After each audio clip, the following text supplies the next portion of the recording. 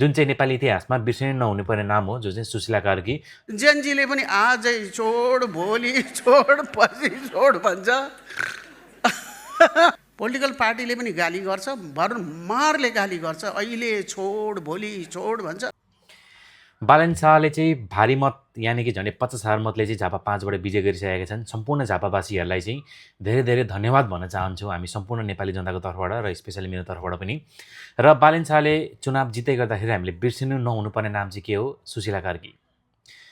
जुन सुशीला कार्कीले चाहिँ चुनाव गराउन सम्भव गराउनु भयो, अवस्था सिर्जना गर्नुभयो र यस्तो देशको परिस्थितिमा जहाँ चाहिँ चुनाव हुन्छ हुँदैन भन्ने कुरामा चाहिँ 70% मान्छेहरू चाहिँ चुनाव हुँदैन भन्ने चिजमा थिए भने उहाँले नै गर्दाखेरि चुनाव सम्भव भएको छ। जुन चाहिँ नेपाली इतिहासमा बिर्सिनै नहुनुपर्ने नाम हो, जो चाहिँ सुशीला कार्की, जुन चाहिँ नेपालको पहिलो महिला प्रधानमन्त्री पनि हुनुहुन्छ र अहिले पनि प्रधानमन्त्री नै हुनुहुन्छ जबसम्म बालेनले शपथ लिँदैनन्। र सम्पूर्ण झापावासीहरूलाई चाहिँ देशवासीको तर्फबाट धेरै धेरै बधाई तथा शुभकामना। अब चाहिँ झापावासीलाई कसैले पनि फटा भन्न पाइँदैन यो जितपछि चाहिँ।